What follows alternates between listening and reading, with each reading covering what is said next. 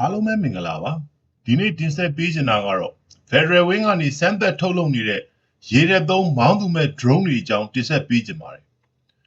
ဗီဒီယိုလေးကိုမတင်ဆက်ခင်မှာကျွန်တော်ဒီ channel လေးကိုလှုပ်ဆောင်နေရတဲ့ရည်ရွယ်ချက်ကလေးကိုတင်ပြချင်ပါတယ်ကျွန်တော်ဒီ channel ကနေရသမျှငွေကြေးလေးတွေနဲ့ဒေါ်လာရေးအဖွဲ့တွေကိုထောက်ပို့နေမှာဖြစ်ပါတယ်လူချင်းမင်းတို့ channel ကိုကြည့်ပြီးတော့ဤပညာပိုင်းဆိုင်ရာတွေဘ ഹു တုဒရစီရန်နဲ့ဒေါ်လာရေးမှာအသုံးပြုနေတဲ့ဤပညာတွေအကြောင်းသိရှိရန်အတွက်အမြဲတင်ဆက်ပေးနေတာဖြစ်ပါတယ်လူချင်းမင်းတို့လည်းကျွန်တော်ဗီဒီယိုတွေကိုကြည့်ခြင်းအပြင်ဘ ഹു တုဒရရသလိုဒေါ်လာရေးကိုလည်းကူညီပေးနေသလိုဖြစ်ပါတယ်ခင်ဗျာဒါကြောင့်မလို့ကျေးဇူးပြုပြီးကျွန်တော် channel လေးကို subscribe လုပ်ရသေးတဲ့သူက subscribe လုပ်ပေးသွားဖို့ရယ် subscribe လုပ်ပြီးသားသူတွေက like and share နဲ့ notification button ခေါင်းလောင်းလေးကိုနှိပ်သွားပေးဖို့မြစ်တာရက်ခံပေးရစီ Facebook မှာလည်း Product Myanmar လို့ရိုက်ရှာပြီးတော့ဗီဒီယိုတွေကိုကြည့်ရှုနိုင်ပါတယ် description မှာလည်း link လေးပေးထားပါတယ်ခင်ဗျာ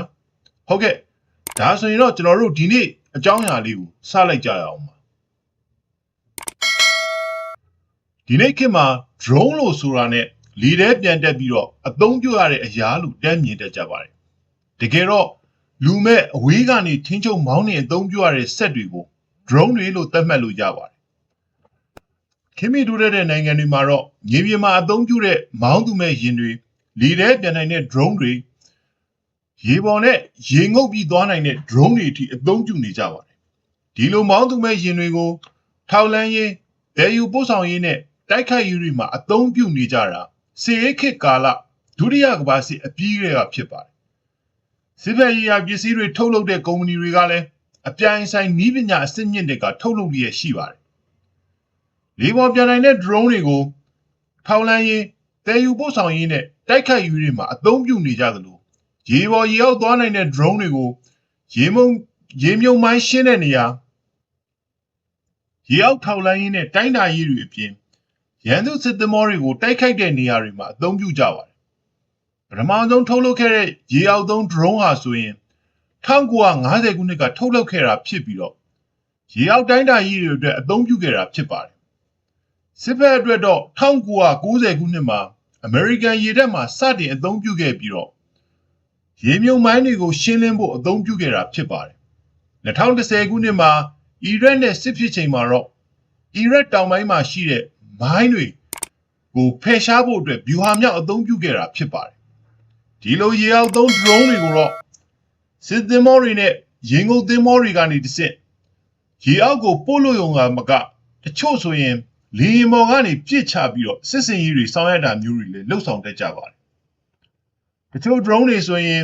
ရေနဲ့600မီတာလောက်ထိစစ်စင်ရေးတွေလှုပ်ဆောင်နိုင်ပါတယ်နောက်ထပ်တစ်မျိုးကတော့ရေပေါ်မှာရှက်ပြေးပြီးတော့ပြင့်ဘက်ကိုတိုက်ခိုက်တဲ့ရေပေါ်သုံး drone ဖြစ်ပါတယ်အထင်ရှားဆုံးရေပေါ်သုံး drone တွေကိုအသုံးပြုပြီးတော့စစ်သင်္ဘောကိုတိုက်ခိုက်ခဲ့တာကတော့2022ခုနှစ်နဲ့2023ခုနှစ်ကယူကရိန်းရဲ့ Magret V5 drone ကရုရှားရဲ့ကုန်တင်စစ်သင်္ဘောကိုတိုက်ခိုက်ပြီးတော့နှိမ့်မြုပ်နိုင်ခဲ့တာဖြစ်ပါတယ်ဒီ drone ကတော့မော်တော်ဘုတ်အသေးစားလေးလိုဖြစ်ပြီးတော့ရေပေါ်မှာရှက်ပြေးနိုင်ပြီးတော့တနာရီမှာ80ကီလိုမီတာထိရောက်နိုင်ပါတယ်ကိုယ်သေးသေးလေးနဲ့တိဆောက်ထားတော့ရေဒါကနေပြီးတော့ထောက်လန်းဖို့အလွန်ခဲယဉ်ပါတယ်အရှင်း55မီတာအကျယ် 1.5 မီတာပဲရှိတဲ့ဒီ drone ဟာရေခွဲအားကောင်းကောင်းနဲ့လျင်မြန်စွာလှုပ်ရှားစေကစားနိုင်တာကိုတွေ့ရမှာဖြစ်ပါတယ်ရေပေါ်ကိုပေါ်နေတဲ့သူ့ရဲ့ကိုယ်ရယ်ရဲ့အမြင့်50စင်တီမီတာခန့်ပဲပေါ်တာဖြစ်လို့တစ်ဖက်ရန်သူကသူ့ကိုပြန်လဲတိုက်ခိုက်ဖို့အလွန်ခဲယဉ်ပါတယ်အလေးချိန်320ကီလိုဂရမ်လောက်တည်ဆောင်သွားနိုင်ပြီးတော့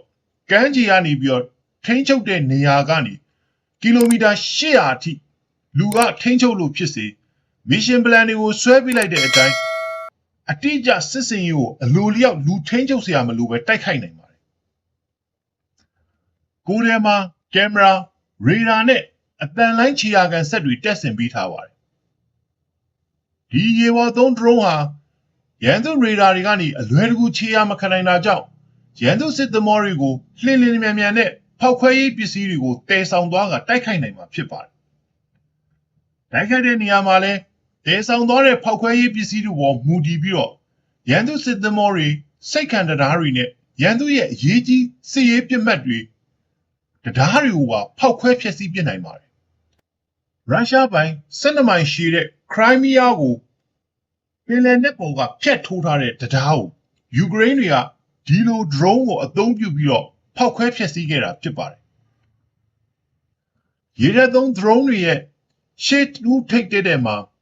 ဖောက်ခွဲရေးပစ္စည်းနဲ့စနက်တံကိုတက်ဆင်ထားပြီးသတ်မှတ်ထားတဲ့ပြစ်မှတ်တွေဖြစ်တဲ့စစ်သင်္ဘောတွေနဲ့အခြေခံအဆောက်အုံတွေကိုဝင်တိုက်ပြီးတော့ဖောက်ခွဲဖျက်ဆီးတဲ့ပုံစံမျိုးတိုက်ခိုက်တာဖြစ်ပါတယ်။အခုလဲကျွန်တော်တို့တိုင်းပြည်မှာမဟာလာစစ်တပ်ရဲ့ရေတပ်ဟာရခိုင်နဲ့မွန်ပြည်နယ်တွေမှာပြည်သူတွေကိုဒုက္ခပေးရရှိနေပါတယ်။ရေတပ်မပိုင်ဆိုင်နိုင်သေးတဲ့ကျွန်တော်တို့တော်လှန်ရေးတပ်တွေအတွက်အခုချိန်မှာ Federal Wind Drone အဖွဲ့ကနေစမ်းသပ်အဆင့်ရေတပ်သုံး drone တွေကိုစတင်တီထွင်နေတာကိုဒီဗီဒီယိုထဲကအတိုင်းမြင်ရမှာဖြစ်ပါတယ်